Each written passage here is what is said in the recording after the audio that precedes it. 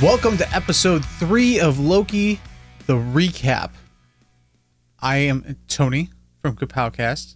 This is Christy from Knitting R Us. Wow. Put me on blast real fast. You can watch her knit on Twitch. Yeah. Just no noise, no nothing. Just me just knitting in silence. You just hear clicks of the knitting needles. You know what? I'm going to do some ASMR knitting. It's surprisingly comforting. Catch me next week. Just clickety click, click, click. And then every so often. Correct. And then Belle just in the background. Meow. We can make a fortune off this idea. We got it. But yeah, we're going to be talking about episode 3 of Loki, and all of its weird goodness. Initial thoughts of said episode. What did you think? I think this week was a little slow.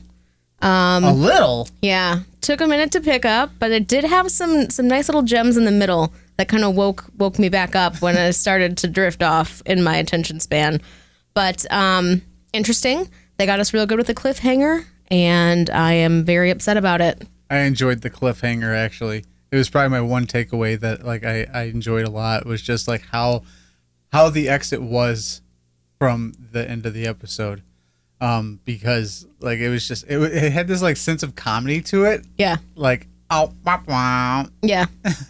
Also, I think Tom Hiddleston needs to do a little bit more cardio. Yeah, because he just heavy breathing after just that fast sprint across the thing. Well, not even that. Just anytime there's physical activity, and afterwards he's Maybe that's everybody him else acting. is fine. Everybody else is fine. Like they're not out of breath. Maybe it is part of his character though, because he talks about like not lifting a finger and not walking ever. Yeah. In one scene, so maybe it's like a hey, I'm a god. I just lay around, people feed me grapes and nuts all day, the candy of the world here. So I don't need to do cardio. People do it for me. Yep. And then you have Thor. Yeah. the epitome of upper vascular Health superiority. Yeah, it's fine. But yeah, like you're right. Like it was really slow. I think we made it halfway through, and I was like, I don't know if I'm enjoying this episode. Yeah. Like it's too bloody. Just there's nothing happening. Yeah, it's just a lot of walking and a lot of them chatting. Yeah. We learn a lot about one of the characters. Yeah. Kind of.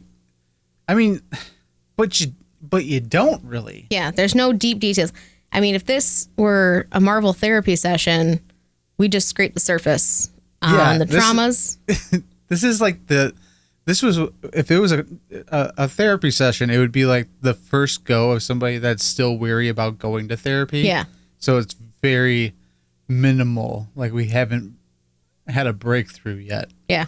But yeah, like we were about halfway through, and I'm like, I don't know. Yeah, I had to pause it and like mentally prepare for the second half because I was like, this has to be over already, right? We only got like 5 minutes, and I checked, and there was still like 20 left. So I had it was to rough. I want to go back to our episode 3 recap of Falcon and Winter Soldier. Yeah.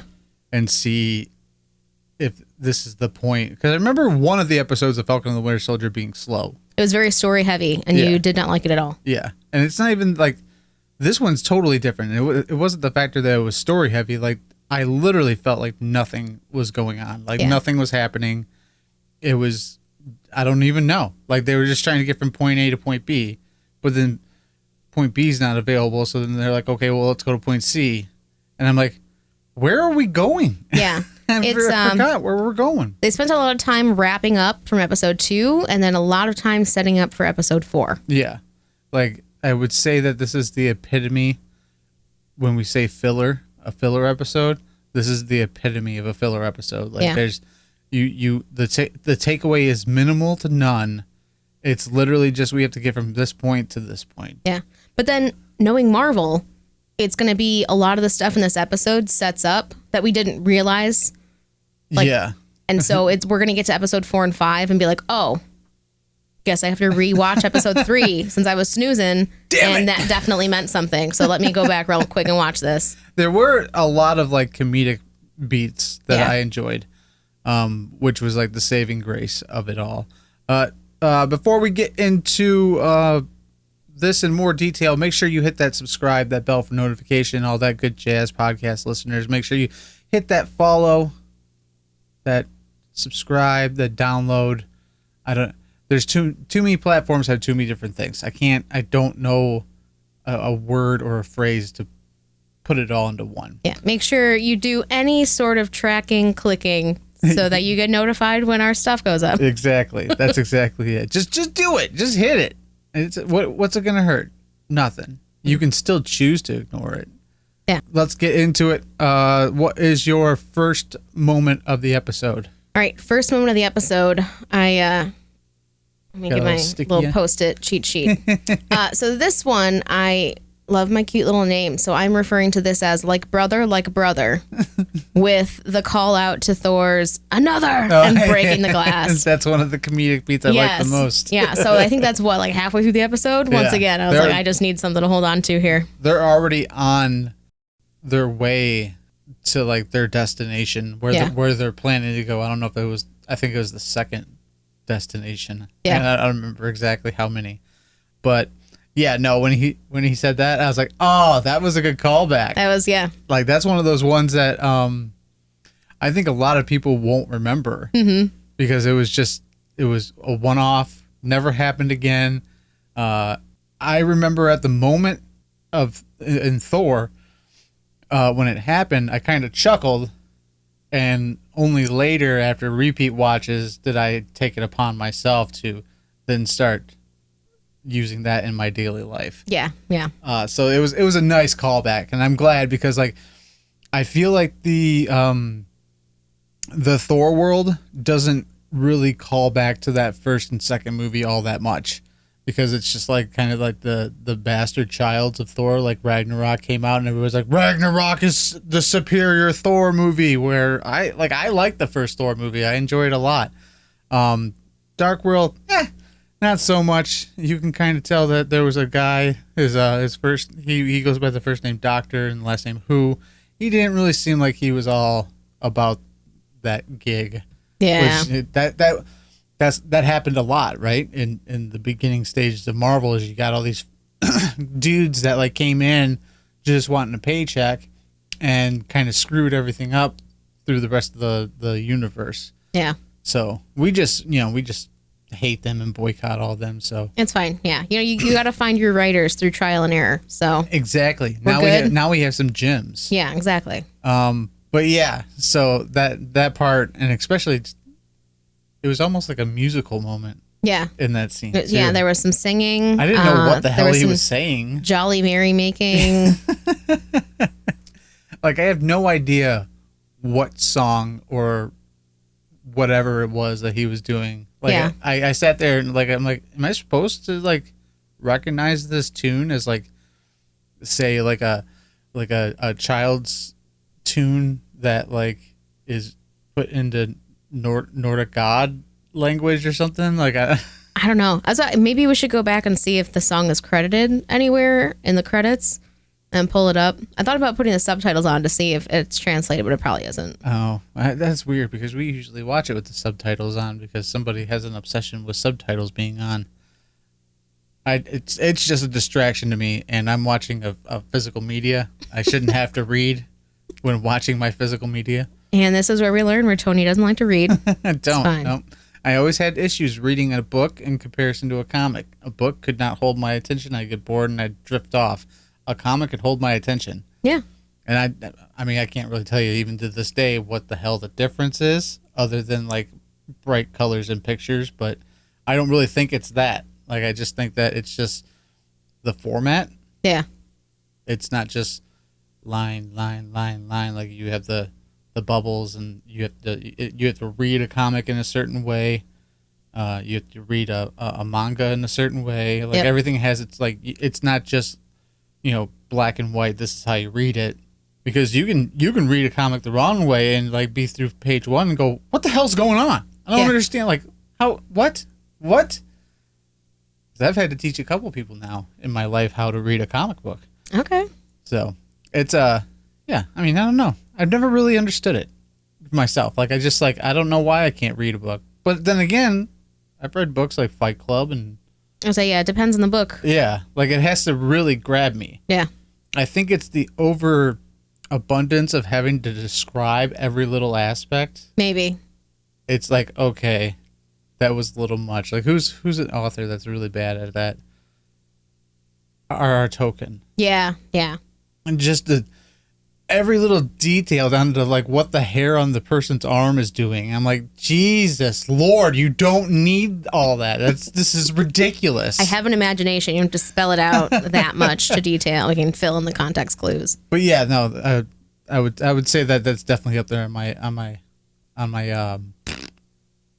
Favorite. my list. Your favorite moments. Yep. Yeah, not super big for the plot or anything, but just a nice little moment that I'm pretty like. sure that this whole list is not going to be huge on plot points. Yeah, well, maybe a little bit. There was nothing. Nothing happened.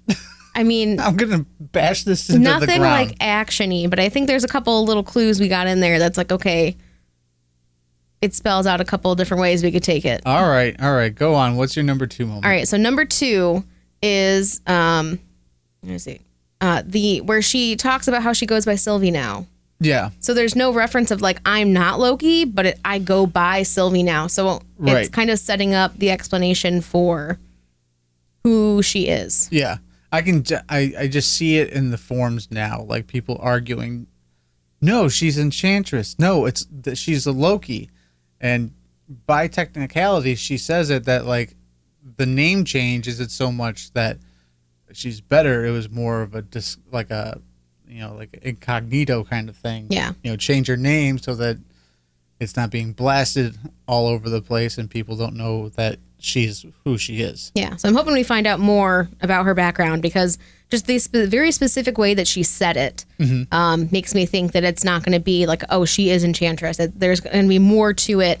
I think they're going to take what the storyline from the comics is and kind of spin it just enough that it's something special. So I'm excited to see where that goes. Not necessarily anything huge. There's no action packed, blah, blah, blah. I mean, they are running through this moon and constantly getting struck by meteors. But that, I have a feeling with that whole, thing about her name is that, yeah, she'll be a Loki, but I think this is the MCU way to bring in Enchantress. Yeah. Because I don't know much about Enchantress other than when she's played a part in the comics. But they've always done these little kind of aspects where they change a little bit from what the comic book reader knows. And this is, I think it's if this was the route they were doing, like this is Enchantress. Yeah. Doing it this way, I think is like the most creative thing because Enchantress and Loki have a lot of the same beats in the comics. So like it makes sense. Yeah.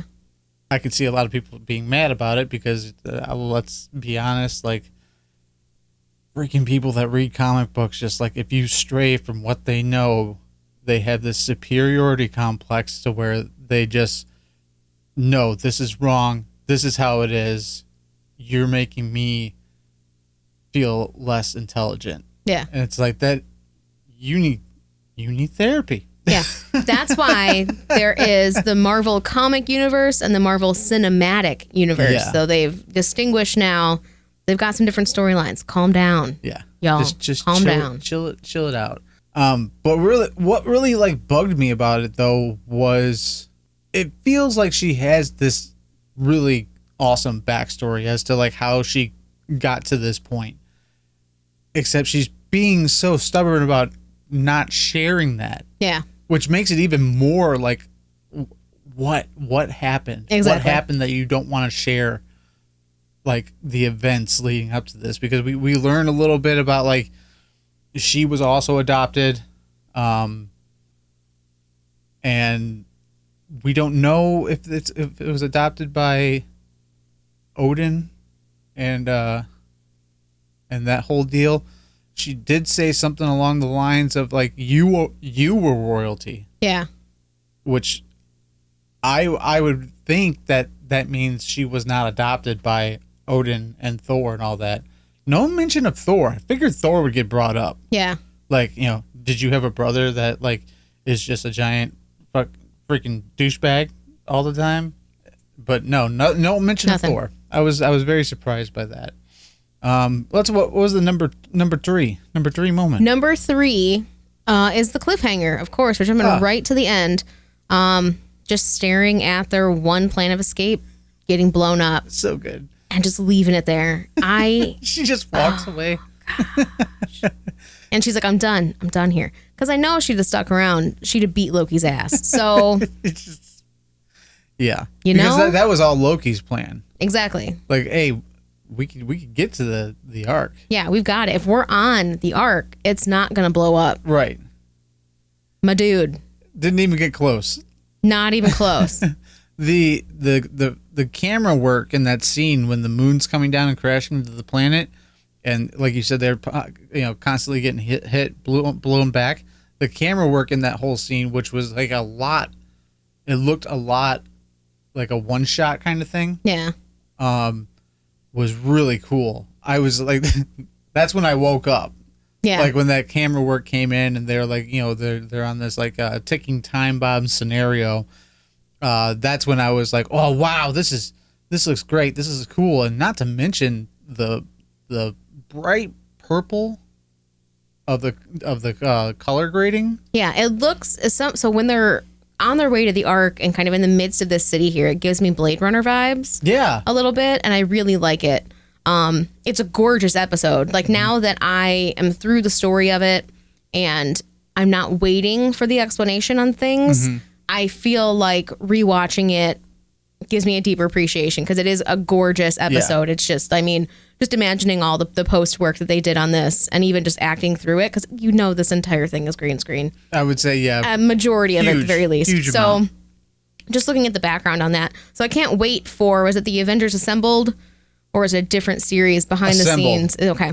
Yeah. And just watching that series after Loki is done airing, I'm excited to see that because I really hope they kind of dive into a little bit of that. I'm always really super excited about the Assembled stuff, just because it feeds that like creative vibe that I have where I'm just like, oh wow, so that's how you did that? Oh, that's super cool. That's super awesome. Oh, that's why you did this? Ooh. Yeah. Okay. Behind the scenes stuff has always been my forte though. I love like DVDs with like put it on the deal, behind the scenes featurettes. I'd be like, gotcha. Exactly. Or like 3 years later, they'd re-release it with additional behind the scenes. Tony Vance owns like, 6 copies of one movie because they just keep re-releasing with additional items. So yeah, Ghostbusters is a big one. Yeah. I have probably about 8 different copies of Ghostbusters now. So, I buy every new rendition. There is 30th anniversary. I got you. That was a steelbook. Everything else is pretty much the same, but it was a steelbook. I was like, you can't pass up a steelbook. So yeah, subscribe to that Patreon to feed Tony's addiction to purchasing additional behind the scenes content and physical DVD copies. Please help me. But yeah, no, that whole shindig, I call it the time ticker. Because there's a sense of urgency, like a bomb's gonna blow up or something. Yeah. That was a really cool spot. Yeah. I so wish we got more. Yeah. Like that is my biggest thing. Is like, I'm not even talking about more action.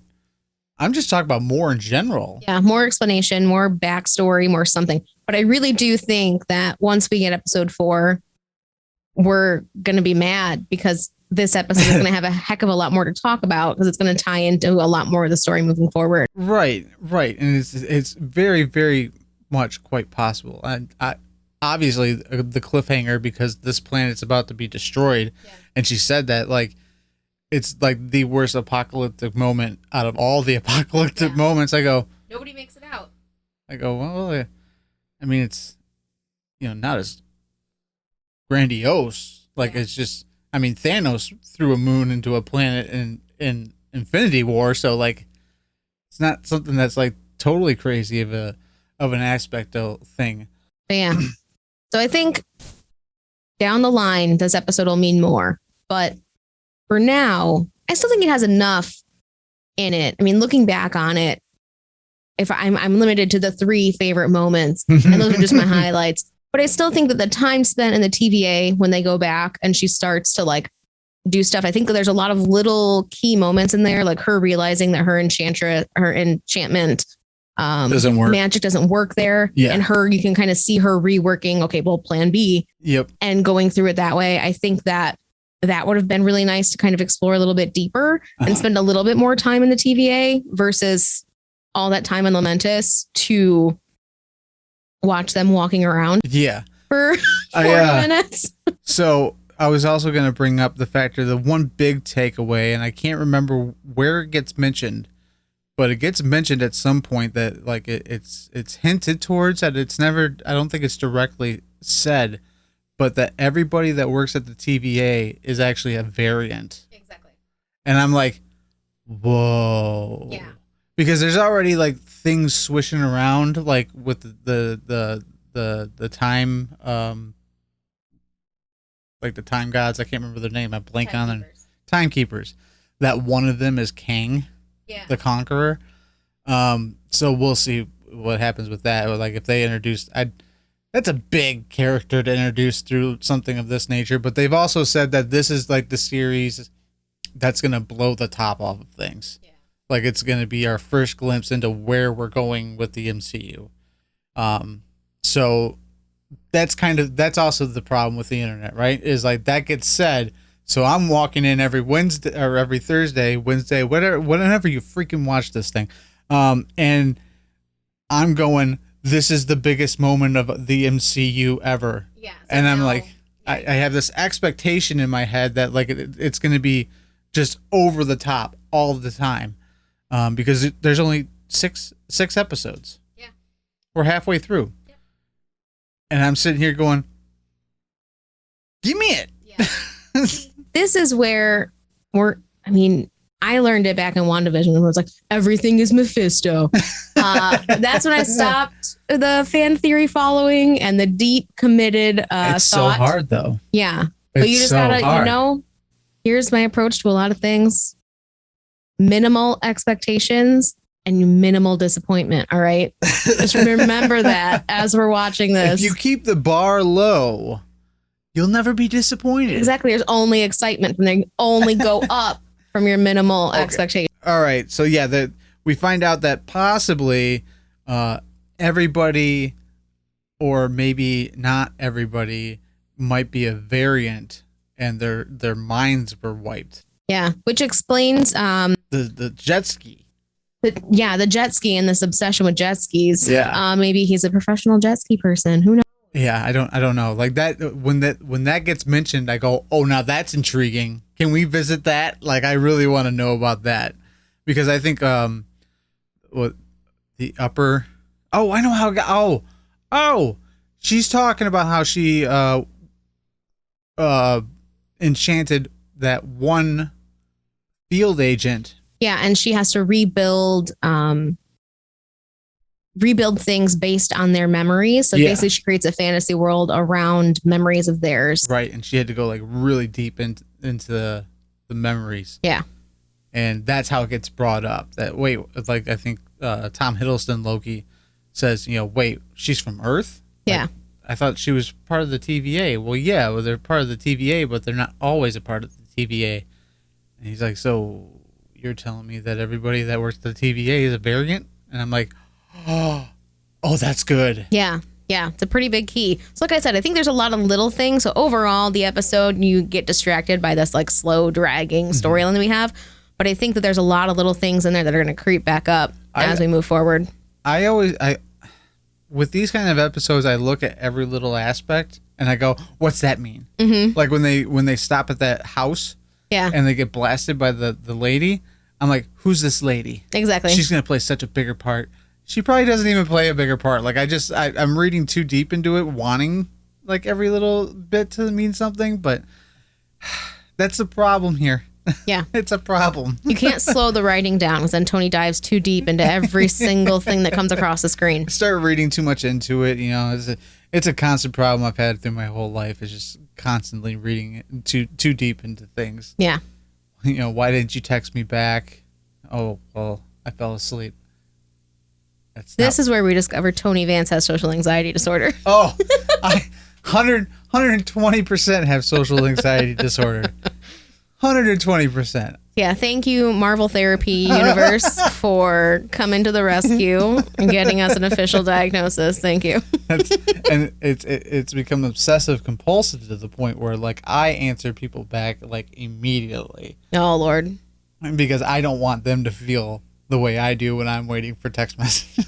That's very funny because I do believe you do not answer me back immediately half the time. That's because I fell back asleep. Also discovering Tony Vance has a sleeping disorder. No, I just take micro naps all the time throughout the day. He's a cat. That's how all this gets posted. Yeah. It's because I take micro naps. So I'm constantly working and constantly sleeping at the exact same time. There we go. Tony is a cat. I'm a cat. Let's go and move on. Who was your MVP? So I went back and forth because I was like, ooh, Sylvie played a big role in this episode. I mean, we really only had 2 recurring main characters in this whole thing. But Yep. I think ultimately, because I've been going with funnier characters, the lighthearted people, I think I'm going to go with Drunk Loki. Drunk Loki is he's a solid MVP. Drunk Loki. I would party with Drunk Loki. Yeah. 100%. I'd be like, you know what? This guy gets a little out of hand, but it's well worth it. He's pretty fun. I mean, the little firework trick, that was fun. I don't know how. Oh. Before we finish out, I want to bring up a subject that kind of peeves me. Because you said something about the fireworks and it reminded me of something. But yeah, no, drunk Loki would be a baller. I would. That's just a party. It's a It'd party. Be a good time. I feel like any Asgardian is a party. Probably. Like Thor would be a party, but in a different way. I feel like he would break a lot of stuff. He would 100% break a lot of stuff. Yeah. But he's like a hugger. True. Like he's that big burly dude that is partying, and he would totally come up and just grab you and hug you. I mean, that depending on who you are, that could be fun. Yeah. I'm not going to complain if Chris Hemsworth comes up and starts hugging me. Yeah, no. I don't think a whole lot of people would. But yeah, that's a good one. I don't know. Out of the 2 main characters. I was about to say, out of the 2 characters that we came about. Your other options are the characters in the train and some of the guards. Good luck distinguishing which one is which. No, actually, my MVP was already mentioned when we were talking, is the lady that blasts them when they come to her house. The grumpy old woman. The grumpy old woman. I thoroughly enjoyed her, and I was like, oh, where'd she get that big old gun from? I know, yeah. Truly, at the end of the world, catch you or mom just sitting at your front door with this big blaster, just waiting for someone to try to break in and steal your stuff. Yep. Yeah. It's when Lady Loki goes in. I don't even know what to call her. Just call her Sylvie. She's credited as Sylvie now. It's fine. When Lady Loki goes in, and there's that pause, oh shit. I was like, oh, what did she find? And she gets blasted 500 feet away. And I was like, whoa, what's going on? Nothing. Nothing. Just a grumpy old woman. Just a grumpy old woman just defending her home. That's right. But yeah, that is my MVP. She's my number 1. Nice. But the thing I was going to bring up is the thing that I'm highly annoyed about. And it's not the episode itself. It's the I would say harder right-leaning outports of news and media taking this one line of dialogue and just running 1,000 meters at a time with it. So everybody's making this a huge deal that Loki drops one line of dialogue that indicates that he is bisexual. Or pansexual. He never truly... We don't know what he identifies as. Right. But like, this is the same thing that with his file and not having a gender. Yeah. Or I can't remember. Yeah, what he it doesn't said. fit in the gender binary. Right. It's like flexible, I think is what his gender is listed as, or fluid. He's gender fluid, I think is what it is. It's something. But it's just one of those things that, like, me personally, it gets brought up to me because I work in an industry, obviously, that's a little bit more conservative leaning. Yeah. So all this is kind of like hubbub to most people. And so it gets brought up to me because everybody knows that I am, I'm the comic dude. And I go, literally, I don't know why you guys are making this a big deal. Like, A, he's a god. B, he's been 100 different variations from animals to human beings of all sexes. How do you put a fucking gender on something of that nature? Exactly. There is nothing. But then this happens, and before the episode even released, it got blasted out. Yeah, there's a whole like Marvel's first and like coming queer out, character. Disney and Marvel are forcing wokeness down our throats again. No, it was one line of fucking dialogue. Quit being a fucking little bitch. Yeah. Like, there's no other way around it. Stop being a bitch. That's all. Just, you're taking a fucking molehill and making it out of a mountain and crying because something isn't in line with your perspective of everything else. God fucking forbid that it doesn't play out the way you want it to every single time. Yeah. Shut the fuck up.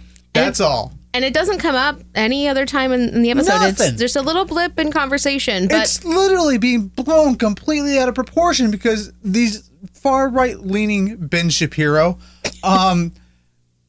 markets don't have any fucking thing else to talk about. They literally just sit there and talk shit all the fucking time about everything that doesn't fall in line with their viewpoints. yeah. Like, holy shit. Yeah. You really have nothing better to talk about than fucking this episode of Loki? You're not going to talk about something positive about your side's political movements and all this other shit? Like, you're going to just sit here and go, well, the world isn't like it was when I was 7 years old. Yeah. Well, the world has always been like this. It's just the factor that you haven't been exposed to the factor of that it's like this. Yeah. And now it's irritating as fuck. Yeah. And now people are getting representation. So, yeah. Shout out to any people who now feel represented in the Marvel Cinematic Universe. It's not a big fucking deal. Yeah. It's not a big fucking deal. Stop making it a big fucking deal. Just shut the fuck up and sit the fuck down. You got a fucking problem with it? Go watch DC, because obviously your uncultured brain can only fucking handle so much. So a fucking convoluted fucking story should be right up your alley. Yeah, and Zack Snyder's got 4 hours worth of content for you to watch. Exactly. The Snyder Cut's superior in every way. No, it was still fucking trash. A trash movie is a trash movie, no matter if you extend it or not. Got a problem? Let me know in the comments below. There we go. We also, just opened up. Fuck you. Yeah, we just opened up the internet to just. It's just fucking stupid. Yeah. There's no ifs, ands, or buts around it. It's fucking dumb. Yeah. One line. Yeah. Just listen to it. If you're all about it, cool, great. Hey, awesome. If you don't like it, nah, man, not just for me. shut up. And move on. Why has it got to be a big thing? Why you gotta fucking cry about it? Yeah. All the time. Fucking crying about it. Yeah, snowflakes. Yes. But yeah, end rant. Shut the fuck up. There we go. That's probably the most F-bombs that have ever been. Like, YouTube's gonna be like, censored. Yeah, censored. yeah. It's going to be like, no one under 13 can watch this video. But yeah, I think with the ending of that tangent, that'll end this episode. I feel like that's a good note to fly out on. Yeah, real positive. Yeah, it was basically my moon coming down to crash a planet. There we go. So yeah. Did you dodge the chunks, or did you get crushed? Let us know. And as always, hit that subscribe button, that like button, that follow button, that download button, anything that you need to ensure that you never miss any content that drops on our channels. Also, don't forget about the Patreon to feed Tony's addiction to behind the scenes features. That's true. you can head over to Patreon. There's only $1 tier now. You have no choices. It's only $1. There we go. But until next time, I've been Tony. I have been and will remain Christy. unless she is a variant. Yeah. Or I decide to start calling myself Sylvie. That too. And we'll see you guys for episode 4's recap next week. Hopefully. Bye-bye. Bye-bye.